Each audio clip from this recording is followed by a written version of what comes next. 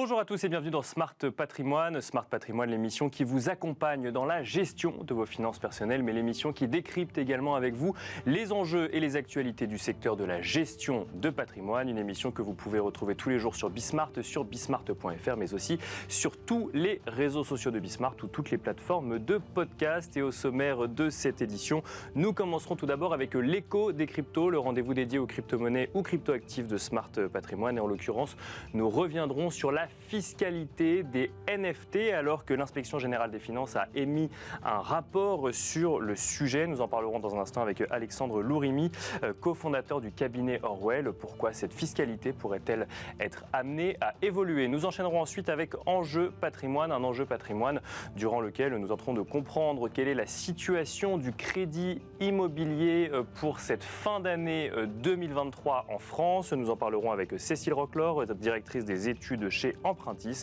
mais aussi avec Fabien Neufin, directeur général délégué au sein de Crédit Logement. Et puis dans la troisième partie de Smart Patrimoine, dans l'œil du CGP, nous aurons le plaisir de recevoir Cédric Marc, président de Patrimonio Finance, avec qui nous ferons un point sur l'achat ou l'investissement dans des véhicules de collection. On se retrouve tout de suite dans Smart Patrimoine.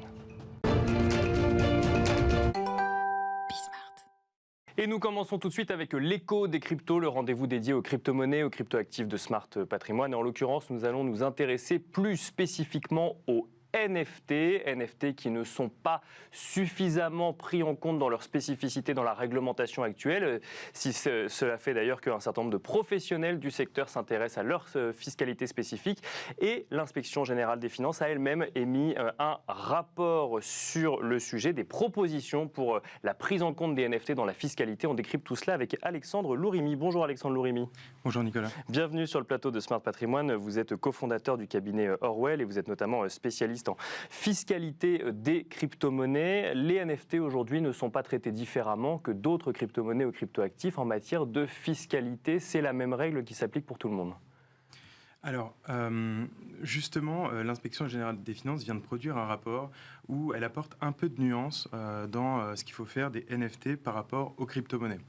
Globalement, le rapport, il a été produit, il a été demandé par le ministère de l'économie afin d'identifier les cas d'usage des NFT, bien sûr, afin de déterminer à quoi ça sert finalement, pour enfin proposer des recommandations afin de les encadrer juridiquement et fiscalement. Des recommandations qui ne sont pas encore actuelles, mais qui pourraient faire évoluer la fiscalité qui s'applique aux NFT, puisque à l'heure d'aujourd'hui, en fait, on regarde le NFT comme une sorte d'entité unique, alors que l'Inspection générale des finances propose de différencier le sous-jacent du véhicule d'investissement, si on peut l'exprimer ainsi. Exactement, c'est exactement ça. En fait, l'Inspection générale des finances a remarqué que les NFT étaient un outil numérique qui se propageait dans plusieurs secteurs stratégiques en France, notamment le luxe et le jeu vidéo, secteurs dans lesquels on est assez bien positionné. Et elle a fait un constat qui est celui de dire que le NFT finalement n'est qu'un outil. C'est un outil numérique qui permet de créer une authentification d'un propriétaire d'un fichier numérique. En faisant ce constat, elle a recommandé de différencier fiscalement un actif numérique, une crypto-monnaie comme le Bitcoin ou l'Ether, par exemple, qui obéit à un régime fiscal défini depuis 2019, et de le différencier tout simplement en partant du principe que quand on vendait un NFT, ce qui est vendu finalement, c'est pas l'outil numérique, c'est vraiment le sous-jacent, comme vous le disiez. Et donc, pour le dire plus simplement, quand on vend un NFT qui représente une voiture de collection, pour rebondir sur le sujet qui va suivre, le régime fiscal qui doit s'appliquer est celui des voitures de collection, et pas celui de l'actif numérique de l'outil. Mais donc un régime fiscal qui existe déjà aujourd'hui dans le monde réel, si on peut l'exprimer ainsi. Absolument. En fait, et c'est un des problèmes, un régime fiscal qui existe déjà, puisqu'on a un régime fiscal qui est balai, qui s'applique à toutes les ventes, toutes les plus-values, toutes les moins-values qui sont susceptibles d'être réalisées sur des biens meubles quelconques. Et le problème, c'est que ce régime fiscal, il n'est pas forcément adapté au caractère numérique de l'outil, au fait que les transactions peuvent se faire très simplement, très rapidement. Il y a plein de particularités qui rendent le régime compliqué. Si on prend un exemple simple, celui peut-être qui a le plus fait connaître les NFT, à savoir les œuvres d'art, notamment, alors on a vu un certain nombre d'œuvres d'art effectivement numériques vendues sous forme de NFT. Est-ce que une nouvelle fiscalité qui viendrait s'intéresser au sous-jacent et non plus simplement à la nature NFT pourrait créer des opportunités ou au contraire créer des contraintes supplémentaires? En l'état, ce que recommande l'IGF, ça va créer des complexités supplémentaires. D'accord. Tout simplement parce que Déjà, il faut bien avoir en tête que l'œuvre d'art numérique n'existe pas d'un point de vue juridique et fiscal. Une œuvre d'art peut être que physique, aujourd'hui, en l'état actuel des textes. Et le deuxième élément, c'est que le régime balai qui va s'appliquer aux NFT, si on suit les recommandations de l'IGF, c'est un régime qui ne permet pas d'appliquer l'exonération des échanges crypto-crypto. Vous savez, dans le régime des crypto-monnaies aujourd'hui, quand on échange du Bitcoin contre de l'Ether, on n'a pas de fiscalité. Bien sûr. Demain, si on est fiscalisé quand on repasse en euros, en monnaie fiat. Oui. Exactement. Aujourd'hui, si on achète un NFT en Ether, tous les NFT s'achètent en crypto-monnaie, on va considérer qu'on a vendu des Ethers finalement pour acheter des crypto-monnaies. D'accord. Et donc on va avoir de la fiscalité à l'achat du NFT, en plus d'en avoir à la vente, ce qui va complexifier les choses. Parce que si jamais on reprend l'exemple d'une voiture de collection, comme on aura acheté en crypto-monnaie un actif effectivement qui ensuite va être fiscalisé dans le monde réel, on aura considéré qu'on aura acheté avec une monnaie fiat ou une équivalence de monnaie fiat. Mais ça va poser des questions de cours de change par exemple. Absolument, et surtout de formalités administratives, parce que le cours sur les principales cryptos, ça pourra se trouver, mais il faudra faire une déclaration dans le mois qui suit l'achat. Enfin, ce sera assez complexe.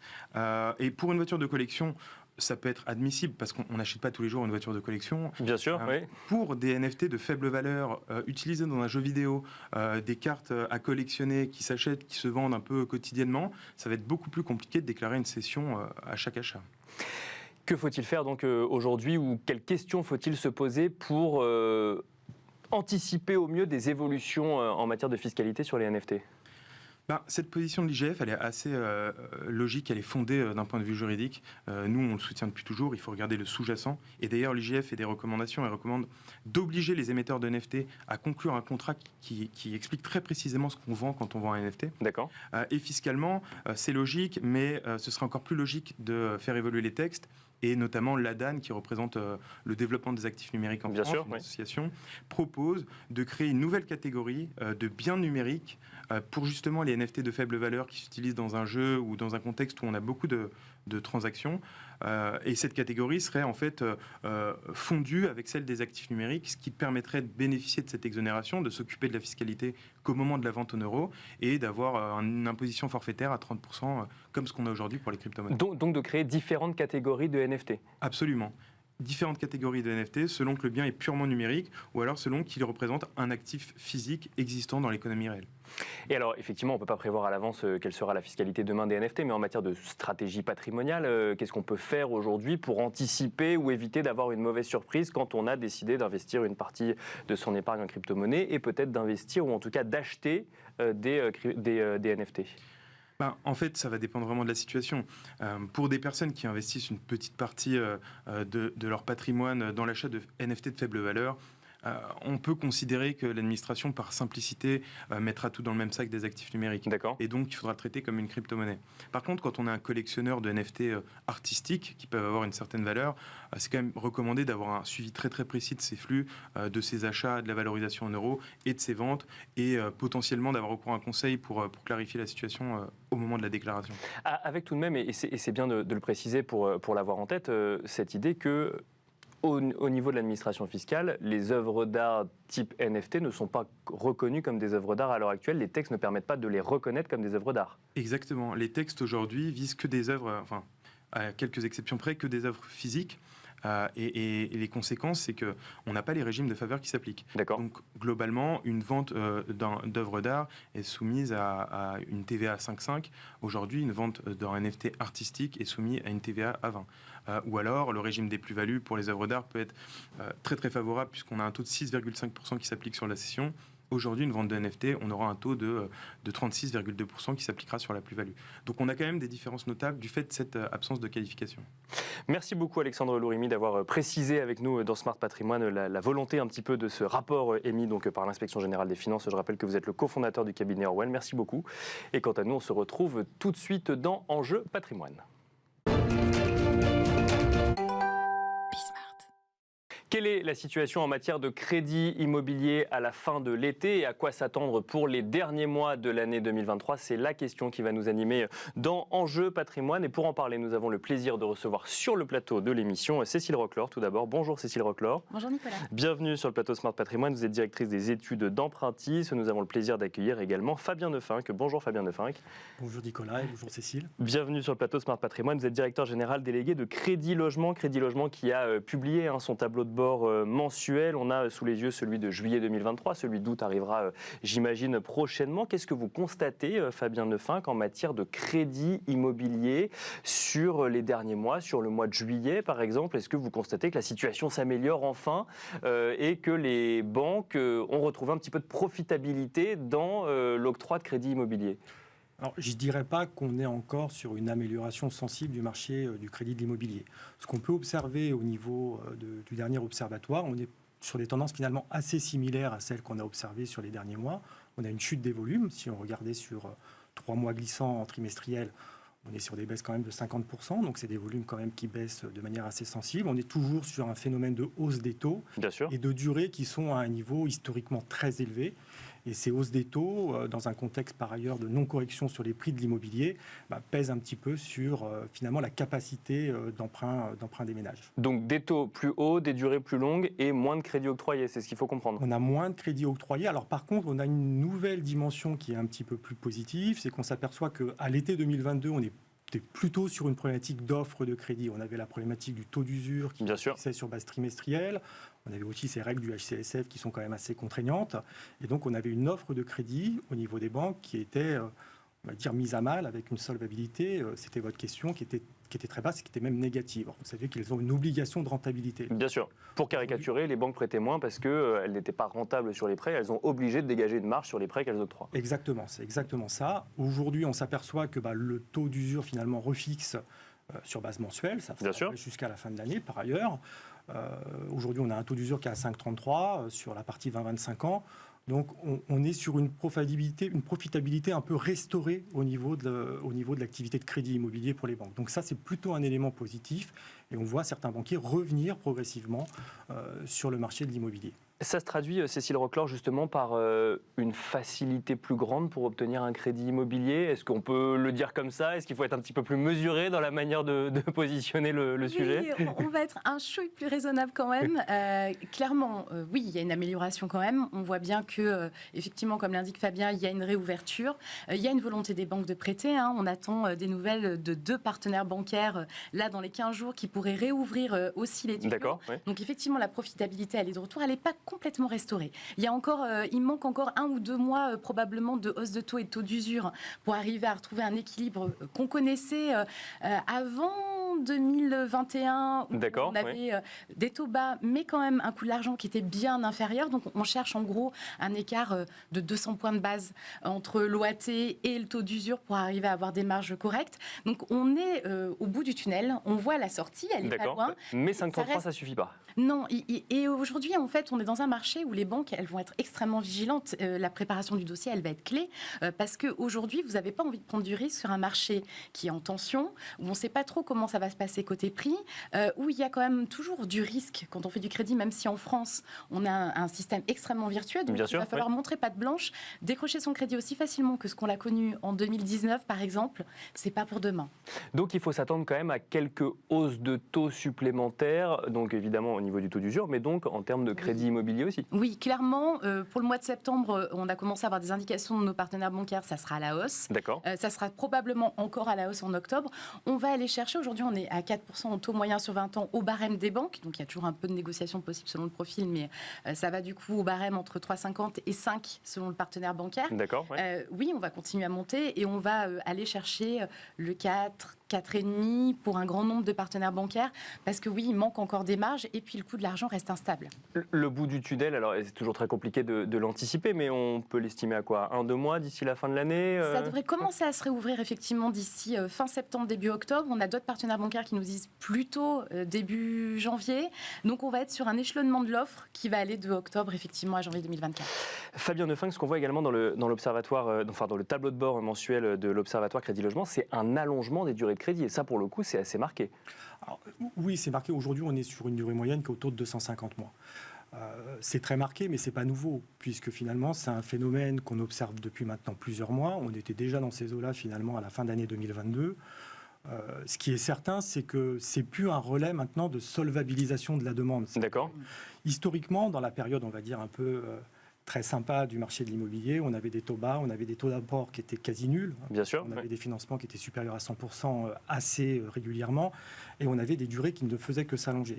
Si on prend 2 chiffres, en 2019, en fin d'année 2019, vous aviez à peu près 46% des emprunteurs qui empruntaient entre 20 et 25 ans. D'accord. Aujourd'hui, vous êtes à 66% des emprunteurs.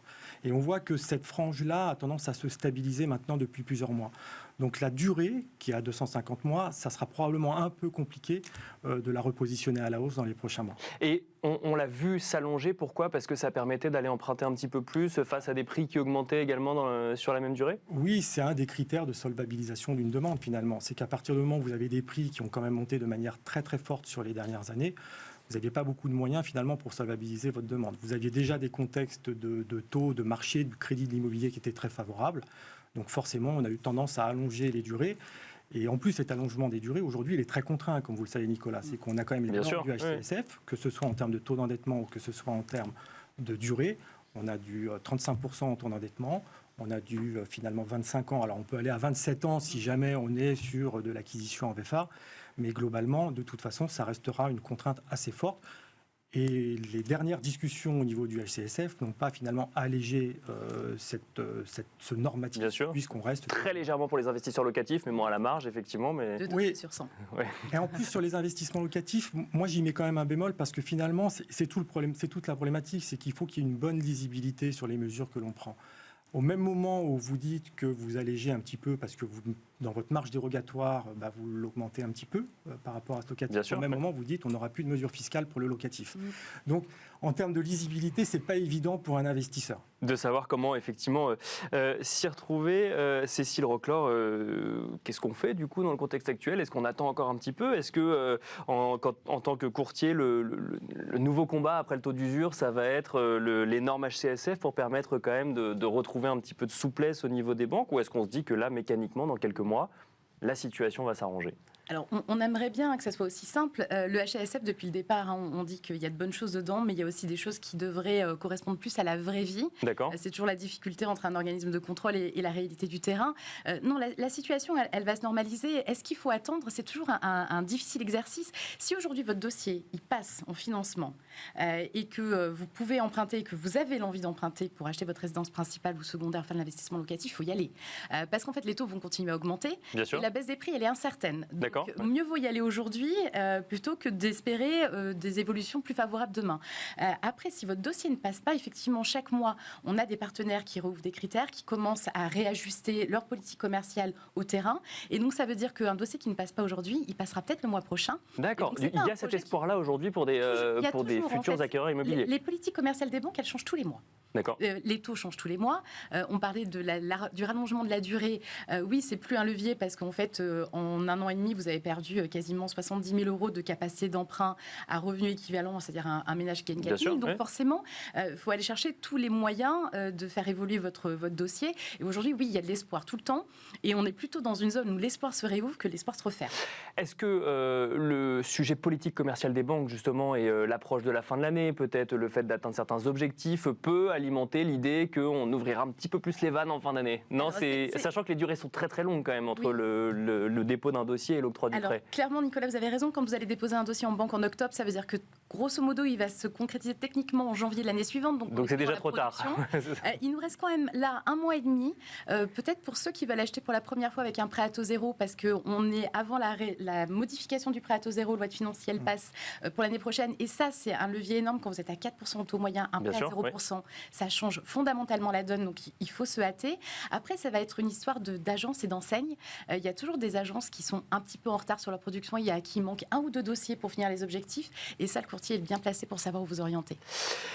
Fabien Neufink, un mot peut-être. Alors effectivement, sur ce marché de l'immobilier en lui-même, on constate quand même que effectivement, c'est compliqué dans le neuf aujourd'hui. On voit que c'est le moins qu'on puisse dire. Vous le constatez vous aussi dans les chiffres que vous regardez ? Sur le marché du neuf, en termes de baisse de volume, on va observer à peu près les mêmes tendances. D'accord. On est sur des tendances assez similaires, mais ce qui n'est pas complètement illogique, puisqu'aujourd'hui, on est sur un marché qui est drivé par la capacité d'emprunt finalement des ménages. Que vous soyez sur du neuf ou sur de l'ancien, finalement, votre capacité en termes de prix et donc en termes également de taux d'effort que vous pouvez consentir pour acquérir un bien finalement, il n'y a pas de grandes modifications ou de bouleversements à attendre. Sur le marché du neuf, on introduit des dimensions un petit peu additionnelles, puisque... En plus de ça, il y a moins d'offres de logements. Il y a moins d'offres. Quand vous voyez les chiffres du deuxième trimestre du ministère de la Rénovation énergétique, qui sont fondamentalement très mauvais, puisque vous observez finalement que le pourcentage de réservation, là aussi sur le deuxième trimestre, est en baisse de 10% par rapport au premier trimestre, qui lui-même était très mauvais. On est même sur les appartements à moins 40% et sur les maisons à moins 44%. Là, j'aurais tendance à rejoindre également Cécile. Attention à l'éco-PTZ. Je pense que vous savez que les normes du PTZ vont être fondamentalement revues pour les prochaines années, puisque ça ne concernera plus, par exemple, les maisons. Donc, il y a aussi des petits relais par rapport à ça pour faire quelque chose. Mais sur le marché du... Si je traduis ce que vous nous dites tous les deux, c'est intéressez-vous de très près à l'éco-PTZ dès septembre, là, c'est ça ? En général, tout est préaidé. Il faut, je pense effectivement que c'est un bon relais. Après, sur le marché du neuf, on est vraiment dans une situation qui est très critique actuellement. Bien sûr. Je ne suis pas forcément le plus grand spécialiste. Non, bien sûr, mais c'est intéressant de voir ce que vous voyez dans vos chiffres, vous aussi.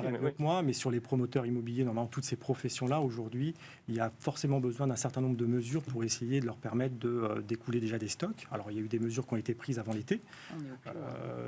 Mais il faudra aller probablement plus loin pour les appuyer dans leur démarche. Et on pourra suivre ça dès septembre, notamment avec les prises de parole des différents syndicats ou associations donc de promoteurs immobiliers. Cécile Roclor, un mot, effectivement, quand on décrit ce marché immobilier en France aujourd'hui, on a quand même l'impression que tout porte à croire qu'on va aller vers une baisse des prix. Vous nous dites non, c'est plus incertain que ça, c'est pas forcément la manière dont nous on voit les choses. C'est un exercice difficile parce qu'en fait, il n'y a pas un marché de l'immobilier, vous savez comme moi, Nicolas. Bien sûr, c'est vrai. Le marché français, il a de multiples visages, il a multiples facettes. Et en fait, ce qu'on voit aujourd'hui, c'est qu'il y a des secteurs où la demande reste très forte, où effectivement la promotion immobilière n'est plus là pour offrir des biens supplémentaires. Donc on a un stock qui est extrêmement resserré et où là, mécaniquement, même si vous avez une baisse du nombre de demandeurs, ils sont encore suffisamment nombreux pour continuer à soutenir les prix. Et puis vous avez des secteurs où il y a beaucoup de biens qui sont en DPE défavorables. Bien sûr. Et lâchés par mais donc ça coûte plus cher de devenir propriétaire puisque derrière il faut faire les travaux. Exactement. Et puis il faut arriver à se financer parce que financer un bien en catégorie F ou G, c'est quand même pas si simple qu'il y a 3 ans. Donc en fait, on a plein de marchés différents et il y a des marchés par contre où l'offre était déjà détendue, où on a du stock de logement qui est résiduel. Vous évoquiez le stock de logement, Fabien. Il y a des endroits où le stock il est là. Et donc là, on pourrait avoir une baisse des prix. Mais malgré tout, les matériaux aussi ont augmenté de 25%, je crois, indiqué la Fédération des promoteurs immobiliers. Donc, en fait, on est dans un marché contraint à plein d'endroits. On est plutôt en train de se dire qu'il faudrait plus d'offres. Et en même temps, l'offre, elle est extrêmement contenue et resserrée, alors même qu'en fait, on a déjà une baisse de la demande. Donc, cet équilibre-là, il n'est pas certain que vous gagnez les 25% de pouvoir d'achat que vous avez perdu avec une baisse des prix dans les mois à venir.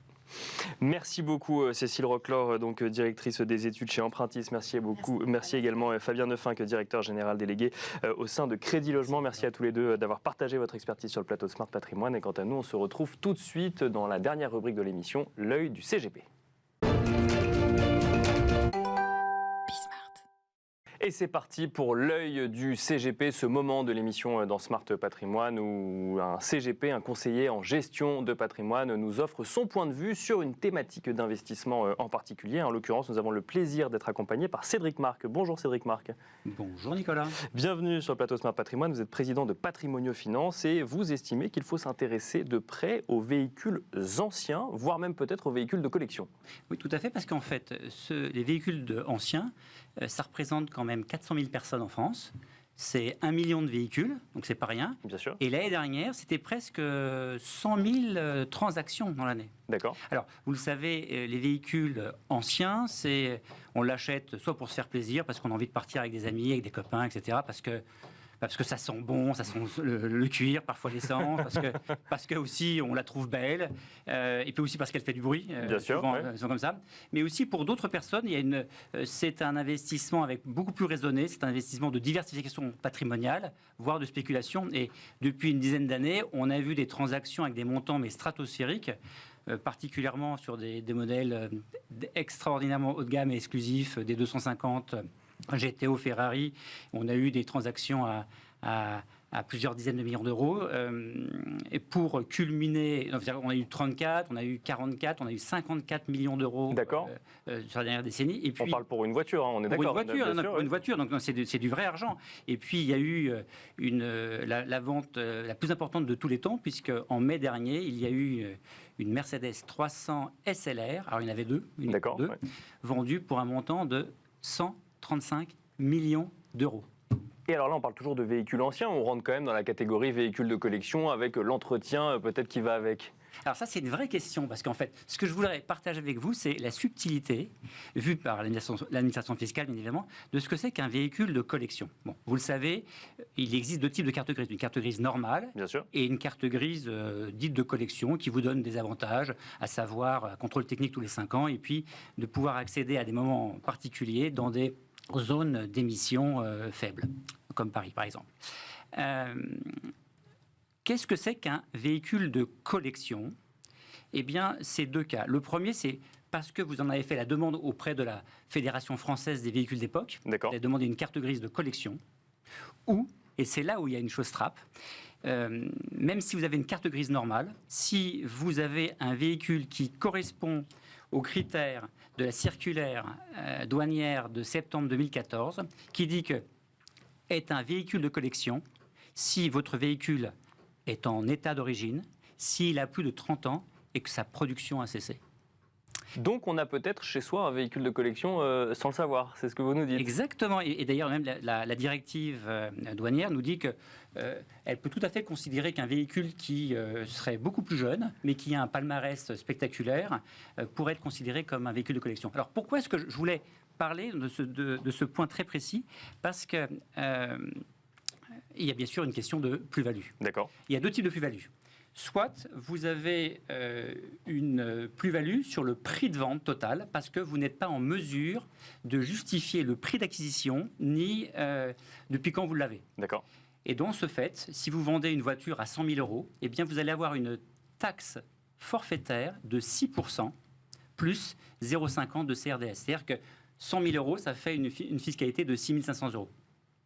Et puis vous avez le régime général qui s'applique, qui fonctionne d'ailleurs comme le régime des plus-values immobilières. Et là, vous avez une fiscalité à 19% sur la plus-value et avec un système d'abattement à partir de la 6e année. Ce qui veut dire que au bout de 22 ans, vous êtes exonéré sur la plus-value au niveau fiscal, mais vous n'êtes pas exonéré au niveau de la CSG, puisque comme vous le savez, même pour les véhicules de collection, il faut attendre 30 ans pour en être exonéré. Donc, le seul conseil que je pourrais me permettre de donner, c'est que si vous achetez un véhicule à un particulier, c'est bien de lui demander un document dans lequel vous avez le prix d'acquisition, sur la date, ce qui nous permettra et à garder précieusement pour vos calculs de plus-value ultérieure. Et il faut se rappeler également qu'un véhicule de collection n'est pas forcément un véhicule luxueux et que certains modèles grand public peuvent devenir des véhicules de collection. Exactement. Alors, dans la fameuse directive douanière, ils intègrent le fait que la plus-value, elle est imposable à partir du moment où la transaction est supérieure à 5 000 euros. Merci beaucoup Cédric Marc de nous avoir accompagnés dans l'œil du CGP. Je rappelle que vous êtes président de Patrimonio Finance. Merci beaucoup et quant à nous, on se retrouve très vite sur Bismart.